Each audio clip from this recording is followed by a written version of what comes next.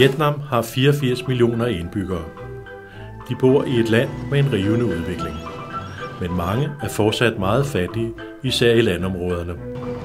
Hospitaler og sundhedsklinikker har alvorlige problemer med uddannelse og mangler penge. De ønsker derfor stadig hjælp udefra. Siden 1980 har Dansk Vietnamesisk Forening hjulpet med behandlingen af 10.000vis af vietnamesiske børn. Det sker med udstyr fra Landsindsamlingen Hospitalsudstyr til Vietnam og med bistand gennem Danida-finansierede projekter.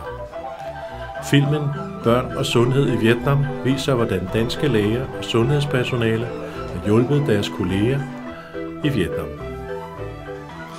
Foreningen hjælper også socialt udsatte piger og den meget fattige khmer-minoritet.